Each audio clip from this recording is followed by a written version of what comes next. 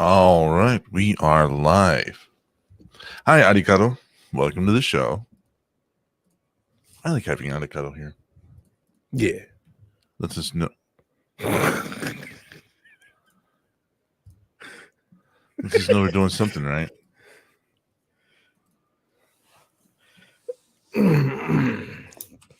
I ate chicken nuggies with chopsticks before the show.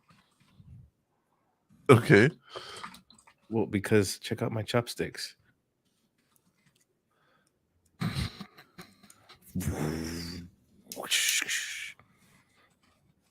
See? Look at them.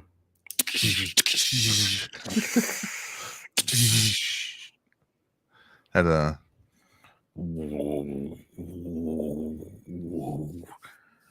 And then this. You can strike me down, Veda, but I will become more powerful than you could ever imagine. That's Palpatine. What are you doing? You're literally like quoting fucking Obi-Wan as Palpatine. And you froze. Fuck original Obi-Wan, dude. Dickhead. You mean Didn't think he was gonna. Alec Guinness? Yeah. Where This did you get them? stupid Arikado owns a cowboy pair. movie. I think they're from Amazon. They came in like a huge pack. Hold on, Arikado. I'll be right back. Oh, dear God. So today we're going to be talking about Kung Fu and cinema and entertainment while my idiot co-host goes and gets something.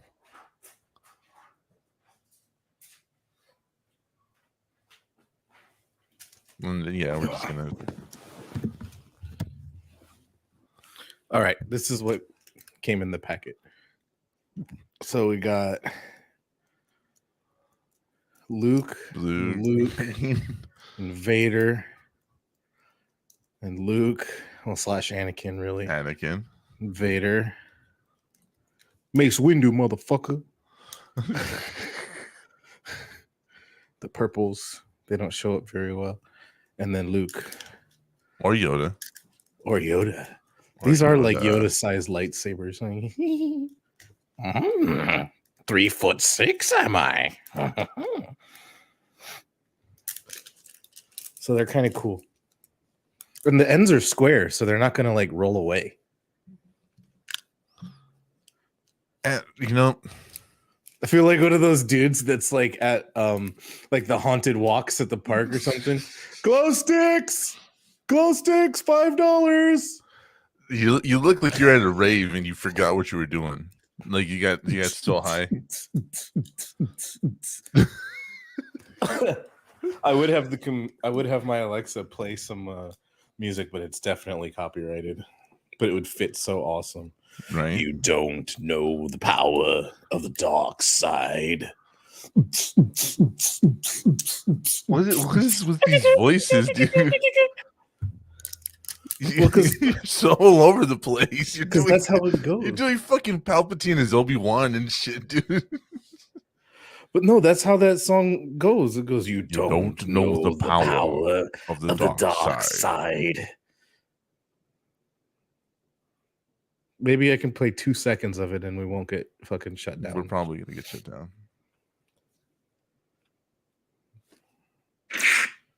Oops. That was the instrumental one. Hold on. You don't know the power of the dark side.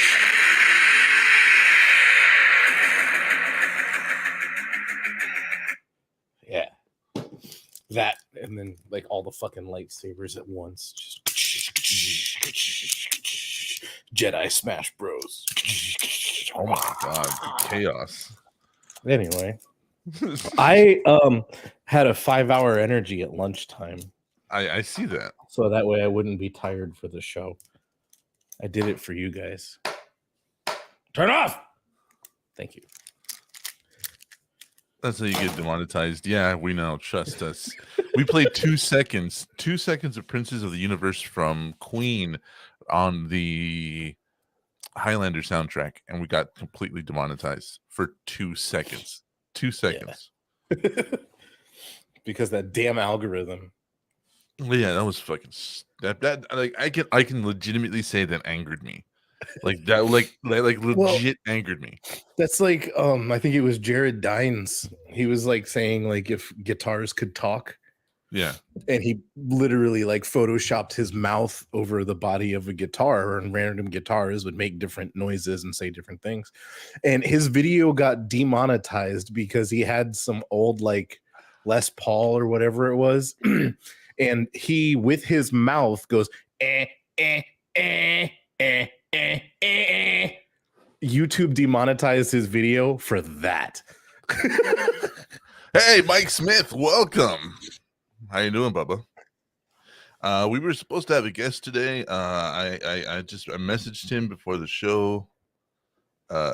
He has not responded. So yes, I know, Mike. I know. Like the last couple of weeks have been kind of difficult for everybody here on the show, specifically me. But we're getting better. We're getting better. But today we are talking about kung fu and cinema. One of our favorite things of all times. Now, I did a little research before we started the show, and just the amount of information out there is so well documented. It's kind of crazy, right? It's almost like they just made like thousands of movies about it. Well, okay, so like I started looking into it, and how it started to become part of entertainment. So, like, of course, we know about the Wing Ping Theater, which is where Jackie Chan and Sammo Hung grew up.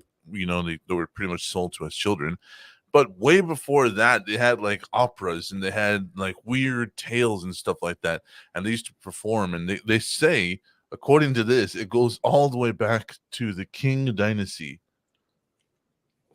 And that was like some of the very first entertainment of people just telling stories with kung fu. And you know, it was like I was reading about it and I was just like, this is so fucking cool. Like just imagine being an emperor and just a bunch of dudes going like, all right, so how do we entertain this guy? It's kind of neat. So it's like the original like kung fu operas. Yeah. Is like the ancestors of the MCU dance battle bloopers. Yeah, pretty much. Like in a weird way, yeah. So like, but I was thinking about that and I was kind of laughing about it. I was like, just these guys standing around, like, okay, we're gonna be called to the Emperor's quarters. How do we entertain them?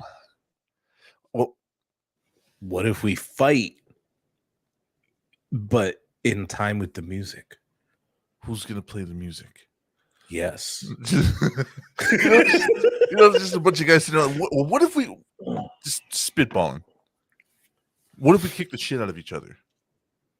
But in front of a really pretty painted background. Okay.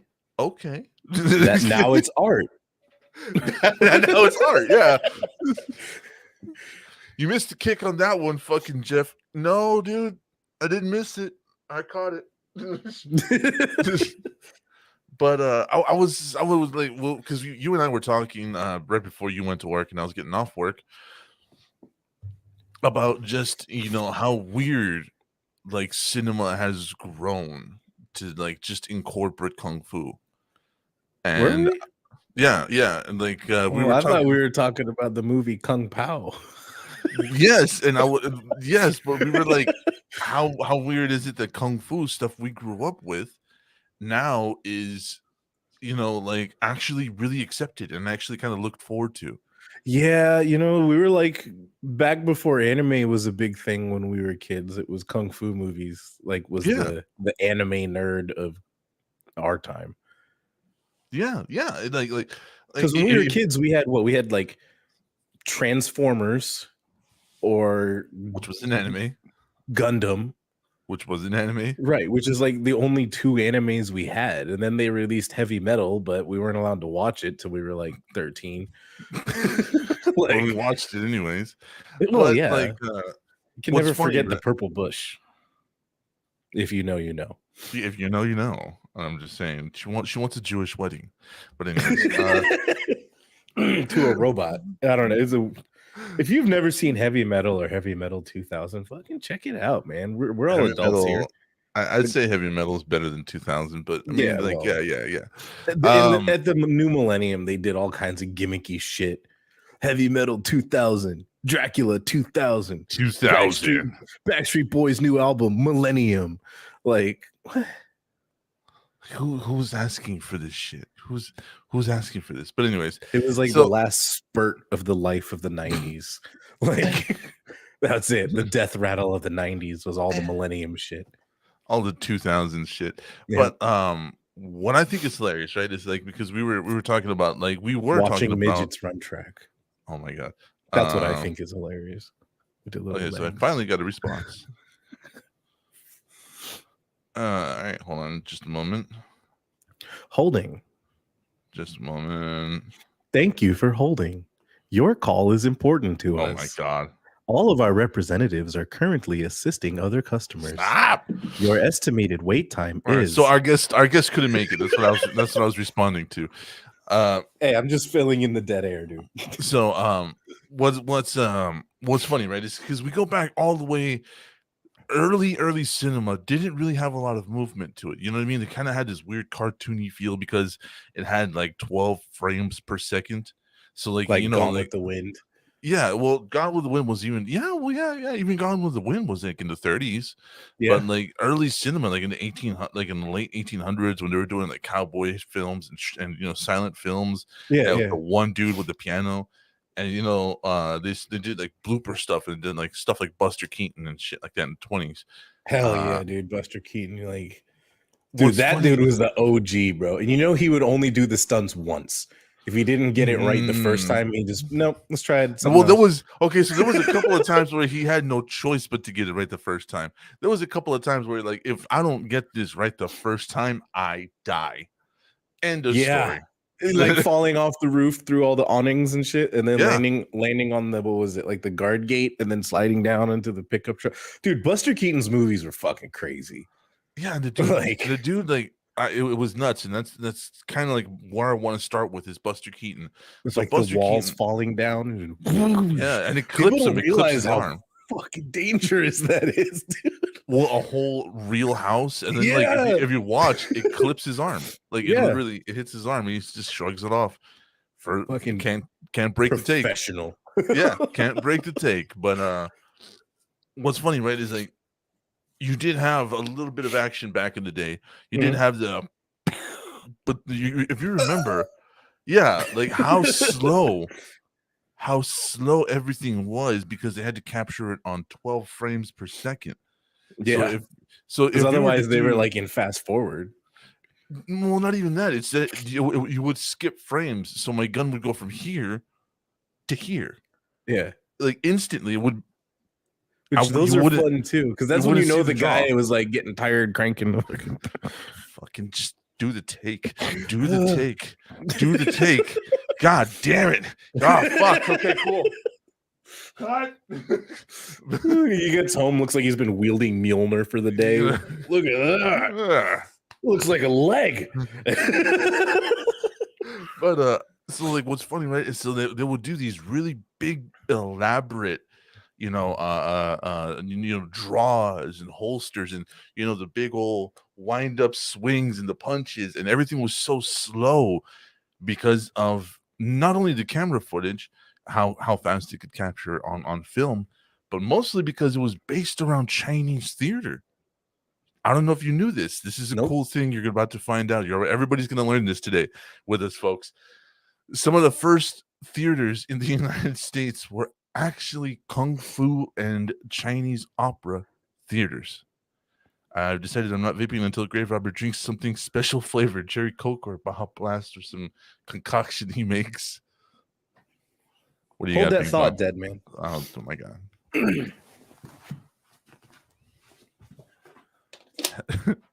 I'm drinking water.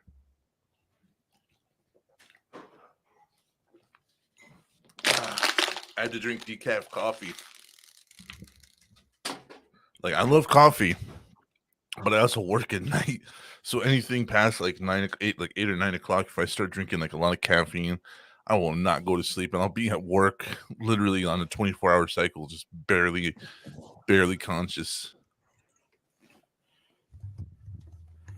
All right. He says he's grabbing the vape. Mountain Dew. Okay, hold on.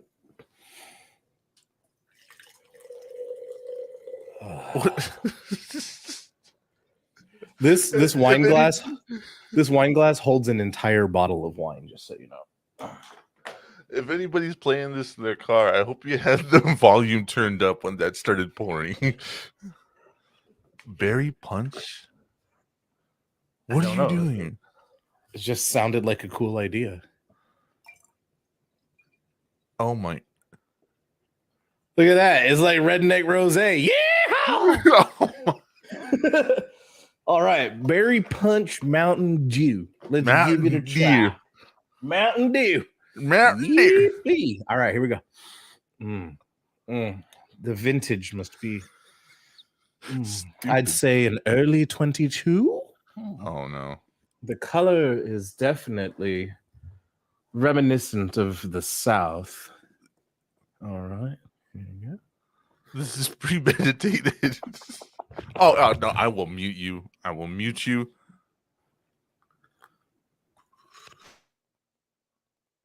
Yeah, I'm not doing what the mouth sounds. No. I'm detecting strawberry, cherries, lime, and dare I say, Mountain Dew. 6 out of 10. I don't. Yeah, that's actually really fucking delicious, though. I kind of figured you were enjoying it. Yeah, it is really fucking good. This wine glasses fucking scare me though, dude. Like, well, yeah, physics. So, anyways, the first theaters in the United States were actually Chinese kung fu theaters. Stuff when they were building the railroads and first forging west. A lot of Chinese Americans were building the railroad, and the only entertainment they had was tales passed down from the Yangping Theater. That it's kind of amazing how like so much of American culture comes from the people that we fucking stole. Yeah. So all the movement that they used to have when they had the old cameras and stuff, and when they would want to have something deliberate, like Dr. Cagliostro. Remember that movie? Like, doesn't sound familiar right now. White Zombie. Oh yeah.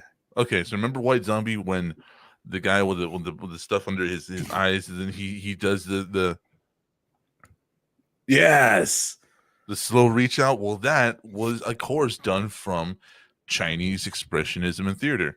What's up, Gibby? You want to be on? I got a spot for you. Kit Kat. Gibby wants to see feet. Come here. Oh my god, toe beans. Come here. So what's funny is all that high expressionism with the makeup and stuff like that. That all comes from the Yangping Theater, because like when you do that stuff in Chinese and Japanese operas, you have this big frown on your face that's accentuated with lipstick and makeup. So you have the and they would do the gestures and stuff, and you can see all of this in early cinema, and all of this comes from Chinese operas and the way that the operas were portrayed and the way the actors would behave. So like what's really funny is like, yeah, if you go back to films in the late 1800s and the early 1900s, like White Zombie and stuff like that, and anything Black Sabbath. Well, no, the movie Black Sabbath. Is there such a movie from that time? Yeah, that's where they got the idea for the band name. Oh, well, yeah. So either way, that's really cool.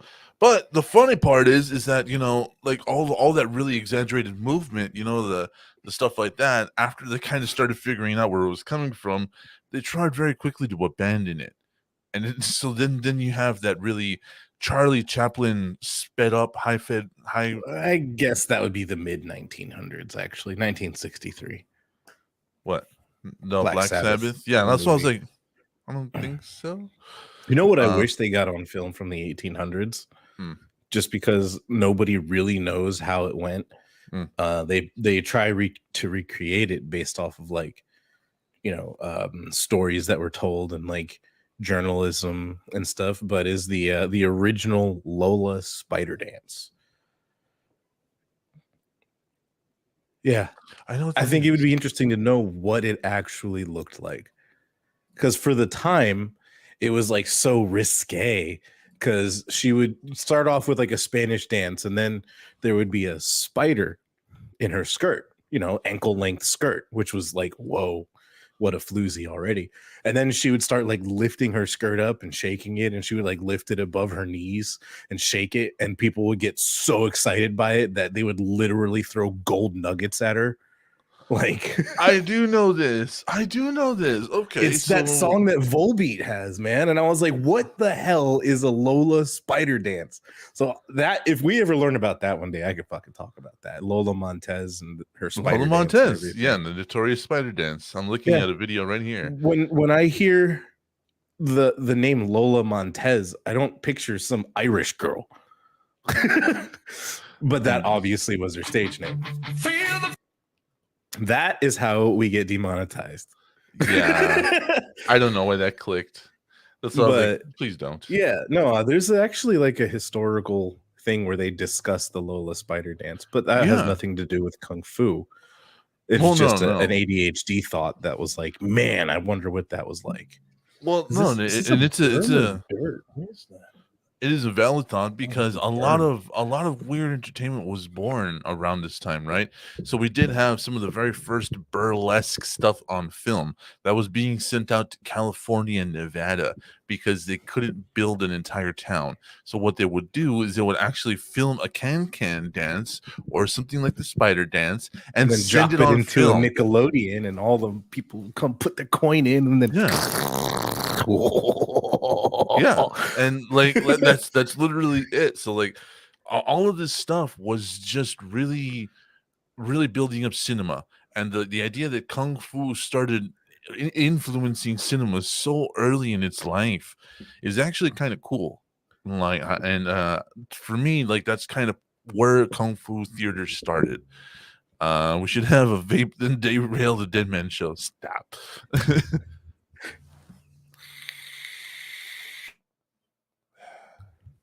What's up, fuckers? I also have control of the mute button. This is my show now. You're listening to the Graverobber shit. I will not be silenced. Oh, God. So anyways, arguably during the 1950s and 60s was the real birth of Kung Fu cinema. Like, we had the birth of the Wimping Theater that started becoming movies. We had the birth of Bruce Lee and Shao Fen and people like that were really big names in Kung Fu cinema. But what I really want to talk about is the evolvement of Kung Fu cinema. Like, if you go back to some of, like, when everybody talks about like the Wu-Tang series, you know what I mean? Like, way back in the day. Now Wu-Tang, the rap group, but actual Wu-Tang, the movies, they had these weird stories, you know what I mean? And part of them was about like Wong Fei Hong and Wong Fei Hong's tiger style. Yeah, and the tiger style and stuff like that. Like, and I know this is gonna sound like a bunch of two idiots talking like they don't know what they're talking about. I'm trained in several martial arts. I'm quite proficient in two. But when all of this started going down in the 40s, 50s, and 60s, the evolution of it is what I find probably the most fascinating, because you had a very certain beat to it. You had pop, pop, pop, pop, and it was a dance. 1, 2, 3, 4, and you could go back, and I really want to pull up like clips of like like the white-haired witch and stuff like that. The Hayao movies, yeah, pretty much. Yeah. Yeah, really, like a lot of the older ones too. You can definitely see that rhythm, like Crane and Tiger Fists, Drunken Master, The Game of Death, even, which was the 70s, right? 70s or 70s with Bruce Lee. 70s. Yeah, but you can actually see where it is like that rhythm. You know, they move in, they go wah wah wah wah, and then they get a pose going. Like, yeah, and a lot of people were really trying really hard to make a name for themselves. or And Bruce Lee with his nunchuck sound. That and that was an actual sound captured by fucking I forgot what it was. I don't know. It was a bamboo shoot. It was a bamboo shoot that he would just swing around. That's what. Yeah. And then it was just a bamboo shoot that somebody was just fucking standing there in front of a microphone, just going. Yeah, like when you're a kid and you find that cool stick, and it's like, you know.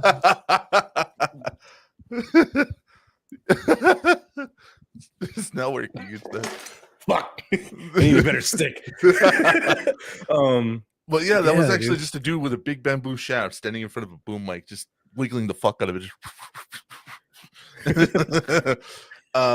Drunken Masters, yeah.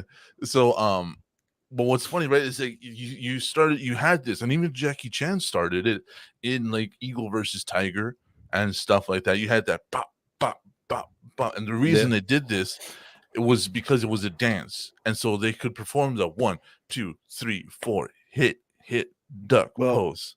When it's done for entertainment, it is called choreography. Yes. So a lot of it was done for safety, though. You wouldn't really get hurt, or you know, their actors wouldn't really get hurt back in the day because they had that rhythm. Bop, bop, yeah, bop, and they all knew what was coming next. Yeah, and so a lot of that is to the Shaw brothers. And the Shaw brothers are notorious in Hong Kong and cinema as Shaw brother. Shaw, dude. They're just notorious. They're like the mafia in Hong Kong, in theater in the East. And so that pacing and even that style, you know, like the sound effects and everything else, that all came from the Shaw brothers in the 60s and 50s and 40s. And to the point they controlled so much that Bruce Lee did what 120 movies in 3 years or 4 years or something like that. It was a ridiculous amount of movies. And when Bruce Lee passed away in the 70s, they tried to do the same thing with Jackie Chan. However, Jackie Chan was part of the Yuanping Theater, which is a government thing. It's not a private thing. Well, hold on. Let me explain. When it's not like those creepy Korean kids playing the oversized guitars. No.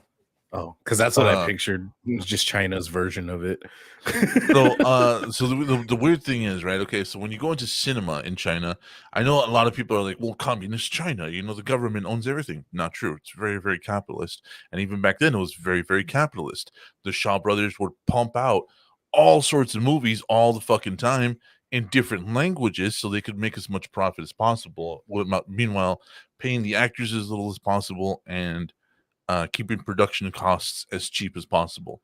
Well, Kit Kat is dead focused right now. Her toy that she likes to kill is a little red bird. Mm-hmm. There is a cardinal in the bushes outside the front window. She's like, her ears just...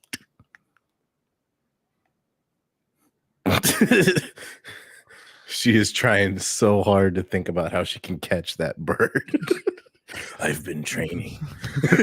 Thank you, Amelia. Now I completely forgot what the fuck I was saying. Thanks, Graverobber. Yeah, you're welcome. You're talking about the Shaw brothers in the Wing Ping Theater and Jackie Chan. The Shaw brothers were a private industry. Amelia, Mike Smith, that's Amelia. They were a private industry, so they didn't have to answer to the government except pay their taxes. The Yuanping Theater is actually a government agency. They are like the advancement and enrich. Dude, are you here? Yeah, I can hear you. The Yuanping Theater is a government agency. They are like the advancement and enrichment of the. Dude, are you here? The enrichment of Chinese people to produce Chinese actors that produce traditional Chinese plays. Some of the graduates of this are, believe it or not, Jackie Chan, Sammo Hung. What's his name? Jet Li. Jet Li was also a product of the Yuanping Theater. I think he was actually like the last generation of it before it was closed down. So that kind of makes sense because, like, I mean, I'm gonna say like the movie Hero, Yeah. fucking incredible. Well, the Like ones. that was that artsy, like Oh yeah, dude. operatic fucking kung fu movie, dude. The fucking courtyard fight scene in the rain, bro. Yeah, he was doing like his very first movie was in, I believe, 1982, 1981, and it was called the Shaolin Temple, and he was a part of it, and from there he starred in. I'm trying to find the one that I really want to talk about. The One, that was a movie. Oh yeah, huh? That one was actually really cool too, because you can like see where he put like art and thought into it. Because like the good guy fights, I can't remember. I think it's Yula. Sin Yi is the style where it's more like a dance and you move around your opponent in a circle, because the good guy loses his wife. He's trying to find his center, and the bad guy fights like Bakwa, which is like a straight line, ba ba bow, fucking fast hits. It was actually developed like in Chinese prisons. So the bad guy fights with a direct line prison fight style. Like, it's just, Yeah. there's a lot like under the surface, you know, of that movie. Of what happens. Yeah, I don't judge you. So Shaolin Temple was one of the last ones. Once Upon a Time in China, though, is the one I want to talk about. Once Upon a Time in China, he actually plays an actual Chinese folk hero called Wang Fei Hong. And Wang Fei Hong is one of my favorite historical figures, because Wang Fei Hong, like Wyatt Earp and like people like that, has been kind of immortalized in like these weird tales. Gibby's calling you out in the chat. Shut up, Gibby. Just because you're from Michigan. So, before, like, Once Upon a Time in China, like Wang Fei Hong was a real person, and he helped with the Boxer Revolution way back in some of the China industrialization ages. But the thing is that Wang Fei Hong has existed in cinema since the very beginning. And like the character of Ip Man is based on the tradition of Wang Fei Hong. Yeah. Yeah. And while Ip Man was a real person as well, Ip Man did not live that life. Ip Man was a very quiet and very reserved person. He didn't talk a lot. He didn't do a lot. The movies that they have him portrayed in, once again, like Wang Fei Hong, have been kind of like immortalized with these crazy tales. But when you go back all the way, even Jackie Chan plays Wang Fei Hong at one point, and I even think Bruce Lee did too. What's cool is that we start to see the progression of these kung fu tales, because when we go from the 1940s, 50s, and 60s of like white-haired witch of the mountain, eagle versus tiger, you know what I mean, stuff like that, then we start getting into the 70s, and then the 70s kung fu face started to kick off really big, like the blind boxer. The blind boxer, and all these really crazy stuff that was happening in the 70s. And a lot of it started happening in the Bronx in New York, because of the immigrants of China were coming in through that port and kind of just settling there. So a lot of younger black men and people of color were being exposed to really crazy kung fu movies at a really young age. And that's then kind you get of like fucking Wu-Tang Clan ain't nothing to fuck. I'm born atomically. I love that fucking song, Triumph. I like the classic, dude. Cash rules everything around me. That's actually after Triumph. Yeah, that's after Triumph. But what's really funny is that once you started the 70s revolution, Bruce Lee is actually the one that started breaking the we don't act with white people thing, with things like Game of Death, things like like when he made the movie with Chuck Norris and then died. Yeah, well, I'm just saying. Well, he was one of the first ones to break this whole no guailos allowed thing. And what's cool is that with that breaking of this, tradition of no guailos allowed, became a break in the pace of the action. then Bruce Lee started experimenting a lot more with more fluid movement and actually being on screen and actually moving on screen and striking. Crazier contrast, dude. Like just the sheer size of Kareem Abdul-Jabbar compared to Bruce Lee, like the fucking footprint covering up his entire torso. Like what? Fucking, god damn. I felt that one. Now I'm gonna beat your ass. All right. This is how it's gonna be today. All right. This is what we're doing. But but you're right though. Like he started experimenting with stuff like that. How perseverance and strength can break through these barriers, and how all this other stuff. And so these themes started changing with Bruce Lee. And around that time, Jackie Chan had left the Yuen Ping Theater and had joined with the Shaw brothers at the time, who were trying to build him as the next Bruce Lee. But he was also following Bruce Lee's footsteps. He was like, well, fuck you. I'm done with this clap, clap, clap, clap. 1, 2, 3, 4. I'm tired of the old Chinese tales. I want to do new stuff. I want to do crazier stuff. I want to do fun stuff. And so A Cop Story was born. Yes. And so A Cop Story was one of the first times we ever saw somebody really, really go fucking ham and incorporate this new style of kung fu in movies where everything was speed and block, move, block, duck. But it was all beautifully usage of the environment and everything, dude. Like, and that's exactly what I was getting to. One of the biggest expansions was that they could destroy shit. Now they're not making fucking everything's made of clay and straw, so please don't step on that stick over there. The whole goddamn set goes down. No, they were like, we're filming in a city. We're filming in downtown Australia. We're filming in a fucking mall. Yeah. There's glass everywhere. Well, what do you want to do with it, Jackie? Break it all. Break it. Break everything. It. Make but it has to be pretty. Make it very pretty. I know we're not being racist, trying to affect an accent. That's literally how he talks about it. Please go look up the behind the scenes featurette that he did. So in this style of cinema, Jackie Chan really started to break like this hold that traditional 1, 2, 3, 4 movement had, and along with Bruce Lee, just really let forward the whole medium. And so everybody wanted to be Jackie Chan, everybody wanted to be Bruce Lee, but you have some of the remnants of that era, and that's Donnie Yen and Jet Li. And Donnie Yen and Jet Li were very happy to keep continuing traditional Chinese stories. But hey, these motherfuckers look cool as shit doing this. Like, whoa, well, wait, who was the guy that one movie you showed me? Is it like The Man from Nowhere? Yes, dude. Chate sick. Yeah, that is some ass kickery in that movie. Dude. Oh my god. That movie, like, in case you guys have not seen it, please go see it. It is called The Man from Nowhere.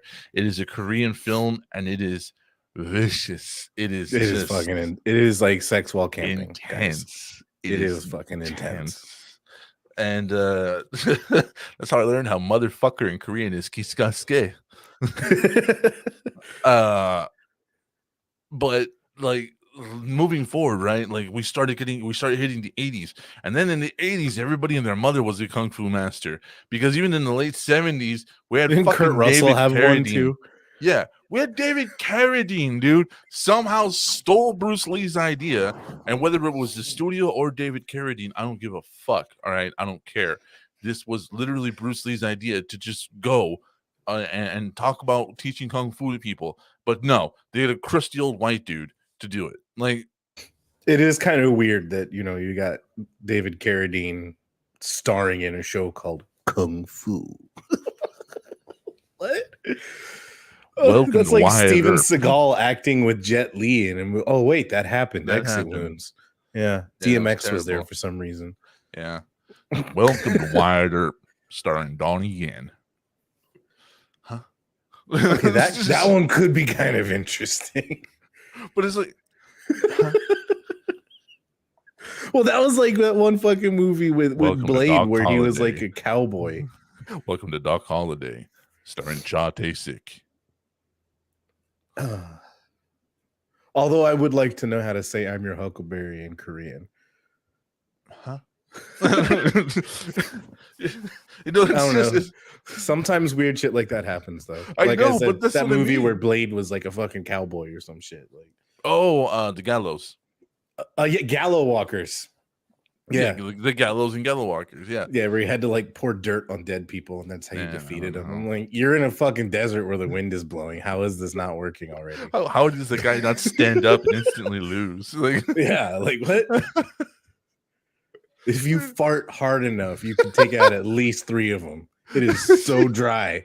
Dude, like I just got to sneeze in the wrong direction. But anyways, during the 1980s and the 1970s, all of this stuff started to blow up, and we started to get even more stuff. But the thing was, is that no matter how anybody tried, nobody could match Jackie Chan. And there was a reason for it, because we watched American Ninja. Yeah, Show Nuff is never going to be as good as the Drunken Master. You know? Fucking the Glow. Yeah, the Last Dragon. Yeah. Am I the meanest? Show Nuff. Am I the baddest? Am I the baddest mofo low down around this town? Show Nuff. Yeah. Motherfucker with a crazy eye. Yeah. What's up, Bruce Leroy? Yeah, it's not quite the same. No. And oh my god, but anyway, so everybody in the 80s had it. They tried doing like American Ninja, and they tried even doing like Shadow of the Ninja and all these other like everything was a ninja in the fucking 80s. It didn't matter it didn't matter if it was a samurai, it didn't matter if it was a ninjato, it didn't matter if it was kung fu. No, it was Double all Dragon. Ninjas. Yeah. Name it. Bruce Lee ninja. Like it was all ninjas. Dude, what were the names of the 3 ninjas? All I remember is like wasn't one of them like Tum Tum or something? Colt, Tum Tum, and Homeboy. no, Colt, Tum Tum, and it's gonna drive me nuts. I'm gonna look it up now. Yeah, okay. So Ninja Motorcycle, says Mike Smith. Ninja Motorcycle. Dude, yes, there was actually something called Kamen Rider, which was in the 80s and 90s, and it was literally a ninja on a motorcycle. So yeah. Rocky, Colt, and Tum Tum. Rocky, Colt, and Tum Tum, yeah. So what's funny though is that nobody could do what Jackie Chan did, and there was a fucking reason for it. One of them was that none of these motherfuckers could do what Jackie Chan did. Jackie Chan was traditionally trained in the Yongping Theater, and on top of that, he's an actual martial artist. Like, this guy can fight, and the perfectionist. Can fuck you up. And a perfectionist, yes, when he has the budget for it, yes. Yeah, that's why his Chinese movies are so much better than his American Australian. That's why his movies are better than the American ones. Like, because he could fucking. Mitsubishi loves him, dude. They're like, how many cars do you need to smash today? Yeah, I'm going to smash 6 cars today. Fuck it, give him 9. Yep. Okay, here's a dozen in case you need more. Yeah, BMW gave him 1 car and he had to pay for it. Yeah, like, and that plus he's really good at product placement because he's always down to try out new tech and take it apart or throw it at someone in a movie, like break it. Yeah. BMW made their mistake. They gave him 1 car for 1 movie, and that was it. And they made him pay for it. But then when Operation Condor came around, BMW was like,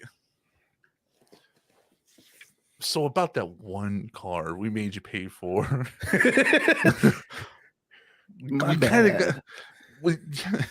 Let's just leave it in the past. How many do you need? Okay, like you're basically we realize now you are the Asian Stanley Kubrick. How many do you need? You are a walking Coca-Cola sign, my man. And the worst part is that for all their bullshit and bluster at the time, Jackie Chan let them use one BMW vehicle in Operation Condor. The rest of the fucking vehicles were Mercedes Benz. Yep. Yeah, no, I don't know, dude. I'll bet you, like, Jackie Chan just seems like that kind of guy where, like, he's spiteful, but he's like the quiet spiteful about it. Oh no, yeah, he'll totally like he'll never talk shit, but you'll also never hear him talk to you again either. Like, so one of the biggest reasons that nobody can replicate what Jackie Chan does is, one, nobody can do what Jackie Chan does. Yeah. Professional stuntman, traditionally trained actual fighter. Donnie Yen is one of the few examples. But the other thing is actually just camera movement. So many fucking people think it's important to move the camera to keep the action short so you can save footage or save your actors and their energy and what they're going to do. I'll tell you what, dude, as somebody who's actually choreographed actors, and if you cut their scenes short, they are pissed because they just spent the last 3 months learning this. Yeah, and or like what we had talked about in the other Friday show when we were talking about cinematography. Yeah. How they constantly move the cameras and shit, and we never see the contact. We never see an actual hit. Yeah. We just see a bunch of people throwing their arms around. Like, yeah, we're gonna do a skit on that one when you get up here. We're gonna do a it's gonna be funny as fuck. I got an idea for it. But right. With Jackie Chan movement, the camera follows not only the action but the movement, and usually stays in one place for a very wide shot for a majority of the fight. You have punch-ins, and that's what they're called cinematically, punch-ins, where you come in and you see either an impact or you see somebody's reaction, like they strike a pose. That's called a punch-in. So you have that 1 or 2 frames or that 3 or 4 seconds where Jackie Chan will knock a guy back and the guy gets knocked back and he's like, yeah, and Jackie does a kip up, and that's a punch-in. Like he even in his fight scenes, he won't even use he won't even use like a rail camera though or anything. It's a cat like cam. A fixed camera. Watch the fight. Fuck moving anything else. Like, did I seriously just did I just not break the line? Like unconsciously, you like stay dead fucking centered. Like, but like, did I like not break the line on the two? That's funny. That's fucked. That's stupid. I'm an idiot. Yeah. Anyways, all of these are facts. But so we can't replicate that. Nobody can replicate that because nobody wants to replicate that. The amount of effort it takes to put in, and what it takes to do these choreographies smoothly and in one fell take is a lot. If you see a camera cut in a Jackie Chan fight, it's because somebody fucked it. That's it. Any other time, if they have one smooth take, like oh god, what was the one? He's being chased through a market, and he's naked and he's got Big Trouble in Little China. No, what? I think that was Operation Condor. I don't know. I don't know. I know what you're talking about though. And then he's knocking over like spices and stuff. Yeah, right? spices, really pretty spices with a lot of colors. Yeah. Yeah. Let me see this. You're gonna get some weird ads on your Facebook feed now. Jackie Chan naked running in market. Oh, Project A was one of the earlier ones. Welcome to ChineseDate.com. Oh. Well. Like the fucking kombucha girl.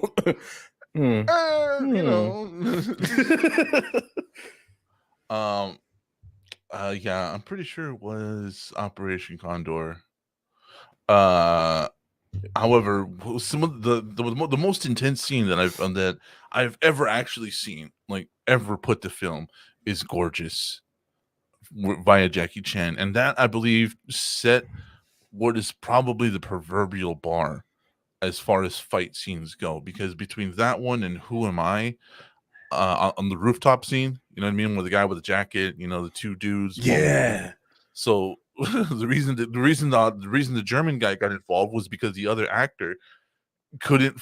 Carmen has a pizza. Hey, Carmen. Hi, Carmen. Can you mail me a slice? So the reason the German guy comes in is because he was the actual choreographer and not the one of the fighter. And the other guy that was supposed to be fighting Jackie with the Chinese gentleman, he couldn't do the fucking choreography. He kept fucking it up, and Jackie was just like, "And you're done. Your costume, you film, you're done. You're fired." He put him on a different team. They didn't fire him. He didn't fire him. He put him on a different team, but he was like, "You're not in this scene. You get in the scene." And that's why the guy's costume seems like so choked up on him. It's because it's not even his fucking costume, bro. Damn. Like, but I have to watch that again. But yeah, I'll pull it up here. Hold on a sec. Hold on.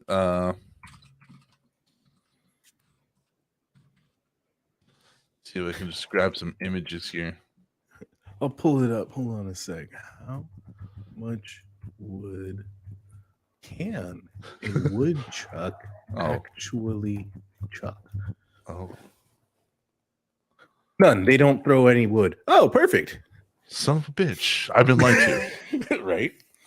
How much are her seashells? Oh, no. All right, so let me see here. Oh, seashell art on Etsy. Perfect. Angle. Of course. Okay. I can't type that fast. I wish I could type that fast, though. That'd be useful talent right there. I type very fast. Boom. So this is the guy I was talking about. If you can, as you can tell from the gentleman's pants, this was not his costume. If we gander at the pantaloons, that was not his costume. I'm trying to find like the. I mean, he's like looking dummy thick in those pants, dude. Like, Colonel, I've made it to the disposal facility, but I'm dummy thick, and my ass cheeks clapping keeps alerting the guards. I'm trying to find just another angle of it because, like, yeah, as you can tell, like that dude was looking mightily stuffed in there, you know. And that's because Sally sells Sally sells seashells by the seashore. Yeah. I am not the pheasant plucker. I'm the pheasant plucker's son. Wasn't it father? I'm not the pheasant plucker. I'm the pheasant plucker's father. Well, no, it's I am not the pheasant plucker. I'm the pheasant plucker's son, but I will pluck the.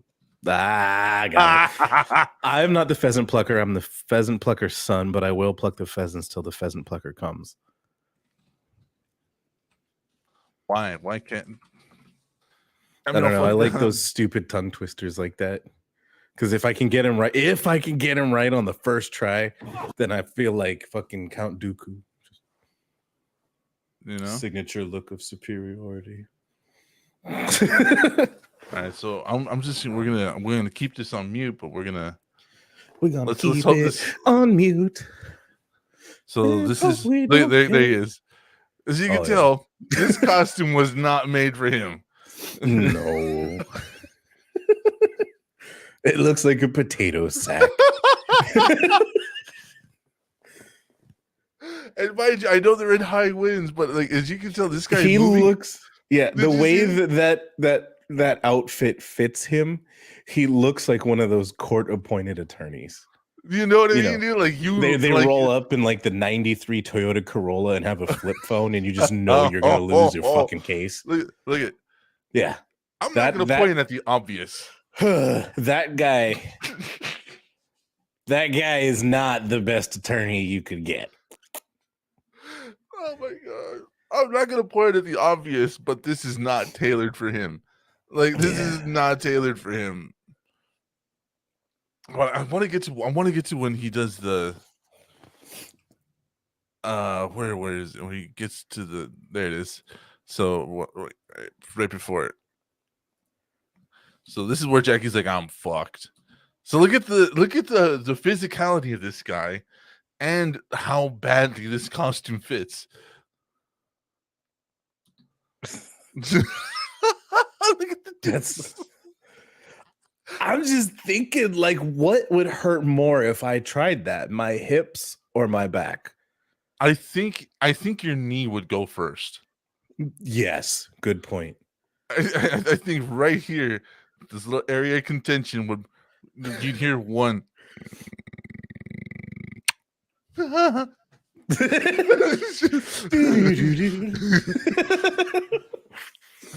So anyways, getting back to it, now we have gone from kung fu that was so cheesy in the 90s and refined again in the 2000s with things like Crouching Once Upon Tiger, a Time, Hidden Dragon. Crouching Tiger, Crouching Tiger, Hidden Dragon was literally released in the year 2000 and revolutionized American cinematography meets Chinese storytelling for the rest of fucking time. Fucking incredible movie. It was long as hell though. When I was a kid, I did not want to watch it. And now you're like, I'm taking the fucking afternoon. It's like, hell yeah, I am going to bed early. I'm going to take my chicken nuggies and my lightsabers and my Mountain Dew and watch Crouching Tiger, Hidden Dragon with my cat. And so, like, what I love about it, that is what I'm planning on doing tonight.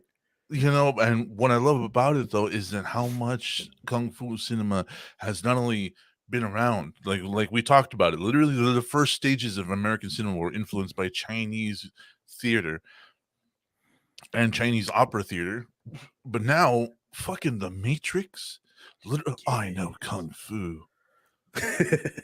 Show me. Right. Just the attitude towards it, even in the new movie when you watch the new movie. Do you still know kung fu? Yeah, like I still like that line in the movie when he fucks that dude up and he's like, dude, and he does the drop elbow on him. That drop elbow is so fucking beautiful. He just stands up and he goes, "Still no kung fu," and I'm like, yeah, you do. Fuck yeah. Okay, cat. We're gonna watch Crouching Tiger, and then we're gonna watch the Matrix Resurrection. How's that? And but what's funny right now is that like even the most choreographed fight scenes somehow always get compared to Jackie Chan, always get compared to Donnie Yen, Flashpoint, The Raid, stuff like that has all been heavily influenced by the Yuen Ping Theater, and nobody even knows about it. Nobody even knows what that is. But we have Donnie Yen, who influenced The Raid, that influenced things like The Man from Nowhere, A Company Man, No Tears for the Dead, all these Korean movies that came out, they have such a heavy fucking influence from Jackie Chan and Donnie Yen and Jet Li. Like Jet Li's movies, he went the other way with it. While everybody wanted to make the Avengers, Jet Li wanted to make Blade. Yeah. It was just this complete opposite direction that Jet Li went with it, and still ended up influencing so much cinema that we have today. Like, we can't see a Marvel movie without some weird half-assed martial arts involved in it. Shang-Chi and the 10 Rings was probably the only one in the last 10 years that actually has real martial arts outside of choreographed boxing MMA. You know what's crazy? Talking about choreographed boxing MMA. In the movie The One, yes, they originally wanted The Rock and not Jet Li. Yeah, they wanted several people and not Jet Li. I was like, what? Yeah, it was like, we were gonna have The Rock from wrestling, and it was gonna be more like a street fighting type style. Mm-hmm. I was like, that would have been horrible. We were talking about Nick Cage, even. Could you imagine? Yes. No, I'm not doing it. I'm not doing the voice. Do you know what happens when you kill all of the multiverse U's? Some say you implode. Some say you explode. Some say you become a god. Close. That's pretty good. That's pretty good. But yeah, they were supposed to have a lot of people. Jet Li came in and they were like, "Do it, shut up, Mike, Do it. do it." I am Yulaw. No one's above me. I'm above all of you. I'm nobody's bitch. All right. Sounded a little hard at the end. I know, because that's what he sounds like when he's all winded. Nobody's bitch.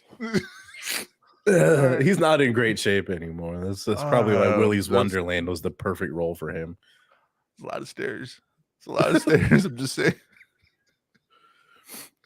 There you go, Carmen. There you go. Little Nick Cage to end the night, to end the broadcast for you guys. You should do the sign off as Nick Cage. Oh my god. No, for real, do it for our listeners. Okay, if everybody watching likes this video, I want to see at least 4 likes on this video. Shit. Can't believe I'm gonna do this. I'm gonna put a fucking like in there too, because I am technically watching, so it's not cheating. Because I have it, like, I legit watch all of our fucking streams.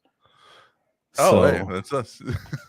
Yeah. So if I get at the minimum 3 or 4 likes within the next 2 minutes, I will do the sign off as Nick Cage. But anyways, hey, look at it's 2 likes so far. What? No, that's definitely 3. Let me see here. Oh god. Okay, so it's 3 likes. All right. All right. So I'm fapping that button. So what's funny, right, is like the next time you talk to anybody and anybody tries to talk about a fight scene in the movie, let them know that the very first cinemas in the United States, the very first cowboy movies, were actually inspired by Chinese opera. Watch them try to do the mental gymnastics. It's gonna be fantastic. It's gonna be fantastic. Like I'm telling you, like this. Oh, I like John Wick. Yeah, did you know the very first cowboy movies in America, like way back in the 1800s, were actually influenced by Chinese operas? What? All right. What? I fucking love that guy. I love that guy.